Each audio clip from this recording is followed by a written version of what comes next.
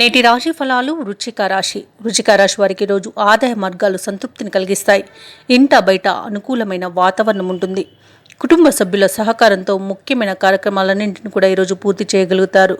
వృత్తి వ్యాపారాలలో ఎవరైతే ఉన్నారో వారు కావలసిన నూతన పెట్టుబడులు అనేవి అందుతాయి.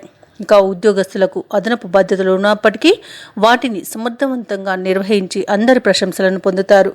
ఇక వృశ్చిక రాశి వారు ఈరోజు వీరి యొక్క మానసిక దృఢత్వం అనేది పెరగడం వలన అన్ని పనులను విజయవంతంగా పూర్తి చేయగలుగుతారు. అలాగే ఈరోజు డబ్బుని పొదుపు చేయడం అనేది ఈరోజు వృశ్చిక రాశి వారు చేస్తారు కాబట్టి ఆర్థికంగా ఎలాంటి లోటు అయితే కనిపించట్లేదు. ఇక బంధుమిత్రులతో ఆనందంగా గడుపుతారు. సంపూర్ణమైన ఆరోగ్యం అనేది సిద్ధిస్తుంది. ధనయోగం అనేది కలుగుతుంది. ఇక తగినంత ఆదాయం సమకూరడం వలన రుణాలను కూడా తీర్చగలుగుతారు. ఇక వృశ్చిక రాశి వారు ఎవరైతే వివాహ ప్రయత్నాలు చేస్తున్నారో వారికి వివాహ సంబంధం కుదురుతుంది. అలాగే ఎవరైతే విదేశీయానం చేయాలనుకుంటున్నారో కుటుంబ సభ్యులతో విదేశీయానం చేసే అవకాశం అయితే వస్తుంది. ఇక భూ క్రయ విక్రయాలలో ఎవరైతే ఉన్నారో వారు లాభాలను గడిస్తారు. నిరుద్యోగులు ఎవరైతే ఉద్యోగ యత్నాలు చేస్తున్నారో వారికి మంచి ఉద్యోగ ప్రాప్తి అనేది కనిపిస్తుంది. వృశ్చిక రాశి వారికి కొత్త పరిచయాలు సంతోషాన్ని కలిగిస్తాయి. పుట్టినరోజు వేడుకలకు హాజరవుతారు. ఆలోచనలు ఏవైతే చేస్తున్నారో వాటికి కార్యరూపం అనేది ఇస్తారు. చిరకాల స్నేహితులను కలుసుకొని ఆనందంగా గడుపుతారు.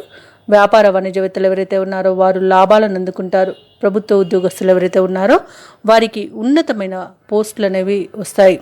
ఇక పారిశ్రామికవేత్తలు, రాజకీయవేత్తలు ఎవరైతే ఉన్నారో వారికి విశేషమైన కాలంగా ఈరోజు చెప్పవచ్చు.